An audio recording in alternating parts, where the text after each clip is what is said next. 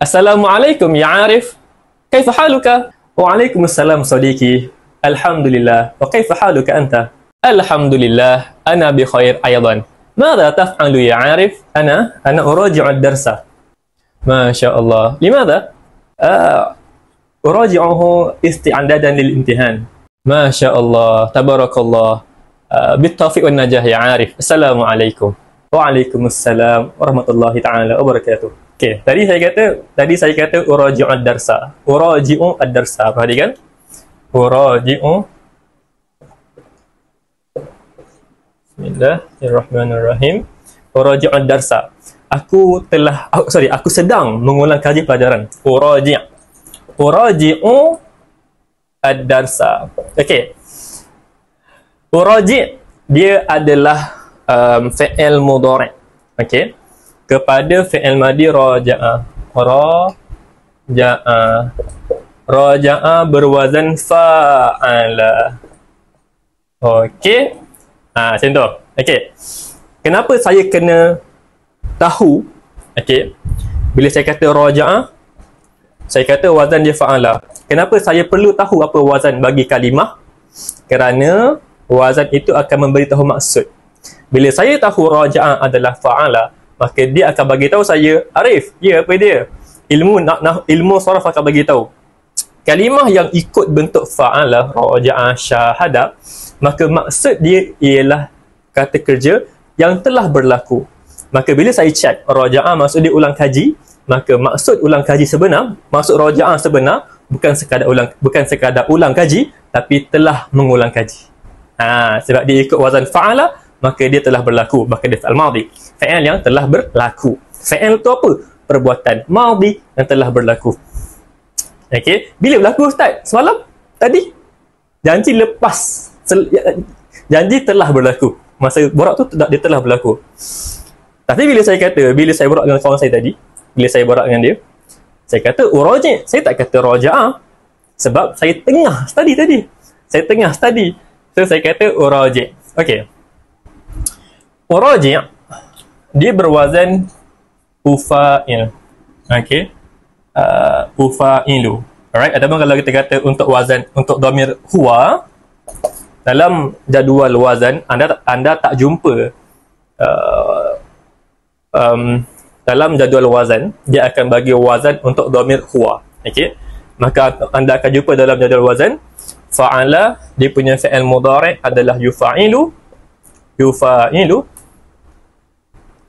Okey.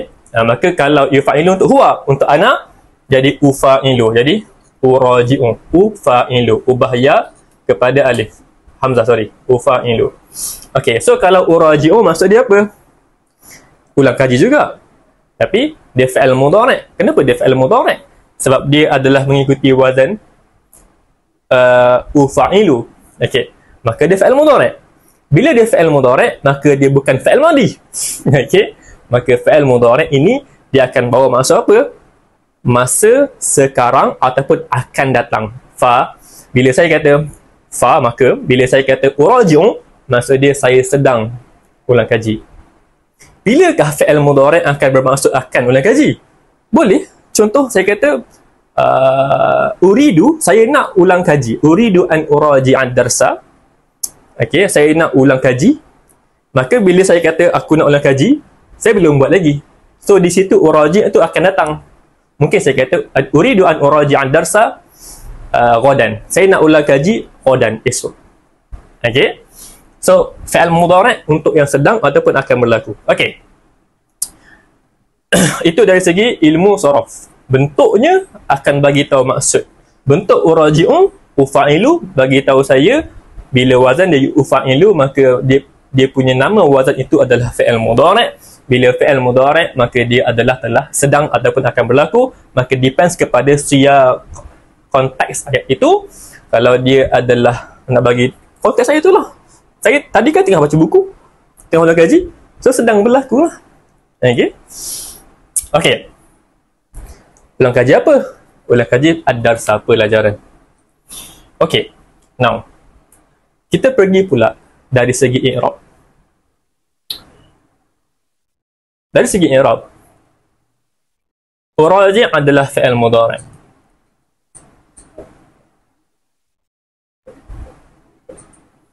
Bila dia fi'il mudhari' ada 3 hukum. Dia boleh marfu', dia boleh mansub, dia boleh majzum.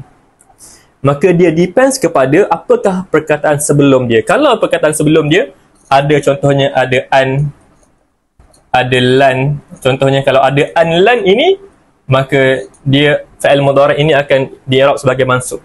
Kalau sebelum dia ada contohnya la yakni la nahiyah, la melarang, ataupun ada kalimah lam, okey, maksud dia tidak, alright, maka dia akan jadi fi'il mudhari' majzum. Huna, di sini saya kata uraji'un darsa. Jadi di belakang uraji' tu tak ada apa-apa pun. Tak ada apa-apa. Apatah lagi ada an, lan, la, lam, tak ada. So, bila tak ada an, lan, maka dia bukan mansub. Bila tak ada la, lam, maka dia bukan majzum. So, dia apa sekarang ni? Dia adalah marfu'. Okay? We call it an, lan ni, kita panggil sebagai adawatu an-nasbi. Untuk la dan lam, kita panggil dia adawatu al-jazmi. Okey, al-jazmi. Bila ada adawatun nasbi, maka fi'il mudhari' itu akan jadi mansub. Bila ada kalau ada adawatun nasbi, maka fi'il mudhari' itu akan jadi mansub. Kalau ada adawatul jazmi sebelum fi'il mudhari' itu, maka fi'il mudhari' itu akan berhukum majzum. Now tak ada. Saya hanya kata uraji'un darsa, maka uraji'u adalah fi'il mudhari' marfu'. Kelas. Okey. Marfu' bila apa? Okey, marfu' bila apa? Dia adalah marfu' bil dhammah. Okey? Marfu' bil dhammah. Okey, nanti kalau nak faham lebih detail, bila dia fi'il mudhari' marfu', maka dia punya alamat dia mungkin bil dhammah, mungkin bi subuti nuni, kekalkan nun. Okey? Cuma dekat sini memang belakang dia tak ada nun pun. Okey, maka dia adalah marfu' bil dhammah. Okey. Okey, itulah. Alright, nanti lebih detail anda boleh belajar lagi. Okey, di sini dia adalah marfu' bil dhammah. Alamat dia, tanda dia adalah dhammah. That's why kita kata uraji'u. Saya tak kata uraji'ah. Kenapa? Tak boleh lah. Sebab uraji'u lah. Sebab dia adalah marfu' bil dhammah. Itulah i'rab.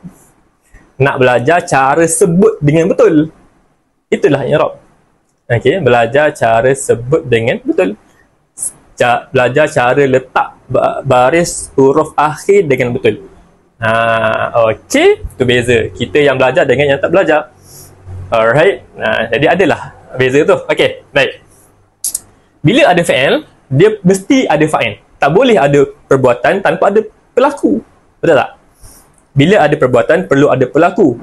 Siapa yang study? Saya. Okey. Maka di sini, ni fi'il. Tak. Adakah ad-darsa ini fa'il? Sebab ad-darsa selepas fi'il? Tak juga. Depends kepada makna juga. That's why dalam i'rab, sebenarnya yang paling penting adalah faham makna dulu. Baru kita boleh i'rab sebenarnya. Okey. So, bila kita kata aku ulang kaji pelajaran, maka pelajaran ini dia adalah mangsa. Mangsa dalam bahasa Arab ialah, tak nampak sini ya? Okey, sorry. Maka mangsa dalam bahasa Arab ialah maf'ulun bih. Maf'ulun bih.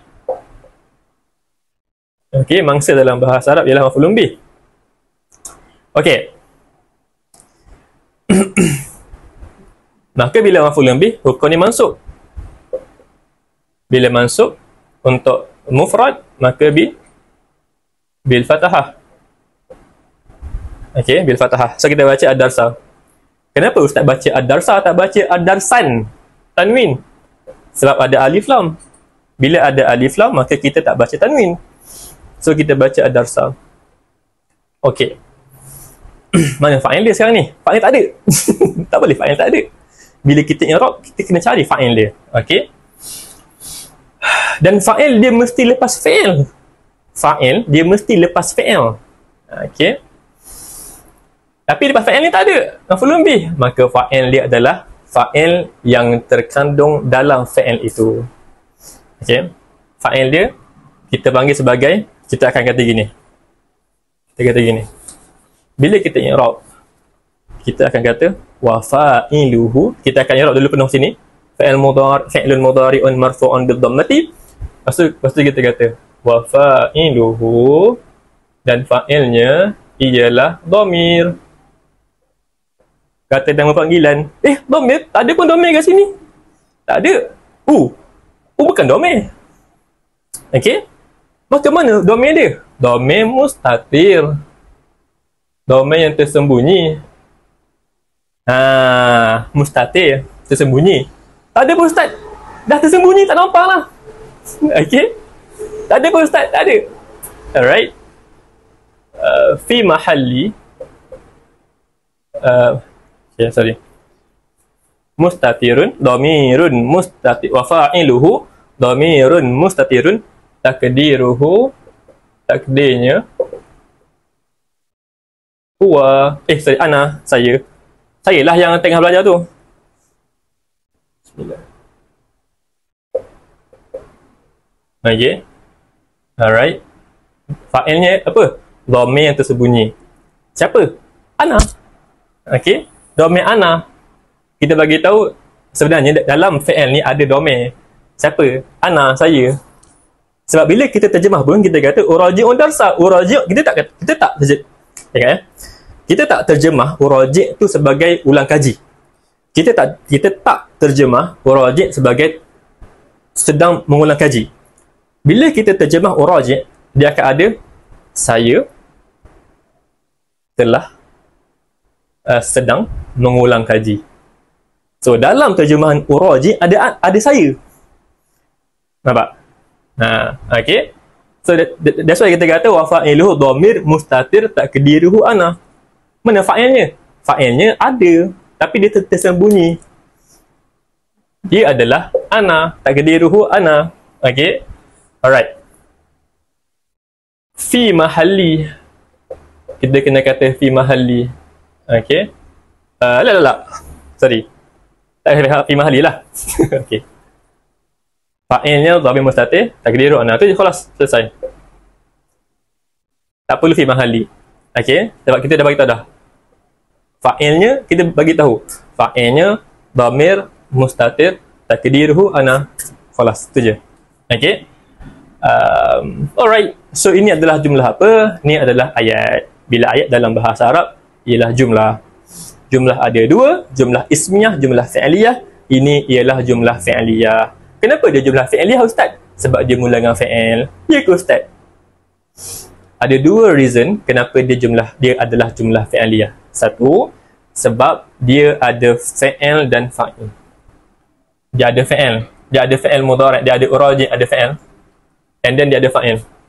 Bila ada fi'il dan fa'il, baru dipanggil sebagai jumlah fi'liyah. Okey, yang kedua kita nampaklah bahawa dia bermula dengan fi'il.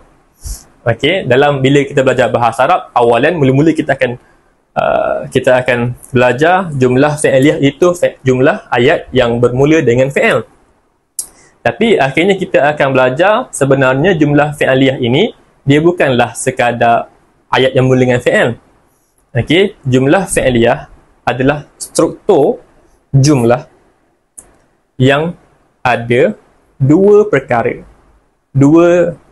Satu adalah kata kerja, yang kedua ada pelaku. Okey, bila kita kata qama, telah berdiri Arif, maka qama Arif adalah jumlah fi'liyah. Kenapa? Sebab dia mula dengan fi'il. Itu untuk permulaan. Tapi bila kita belajar jumlah fi'liyah, sebenarnya dia adalah tentang struktur ayat tu. Dia ada fi'il, dia ada fa'il, maka dia jumlah fi'liyah. So bila kita belajar jumlah fi'liyah, kita akan belajar cara bina jumlah dalam bahasa Arab. Okey, iaitu sekurang-kurangnya ada kata kerja, ada pelaku, maka kita dah bentuk sebuah ayat dalam bahasa Arab. Okey, so kalau anda suka dengan penerangan ini, insya-Allah dalam Nahwu Method kami akan share banyak lagi tentang bahasa Arab yang sesuai untuk peringkat sekolah menengah. Okey, jom follow Nahwu Method.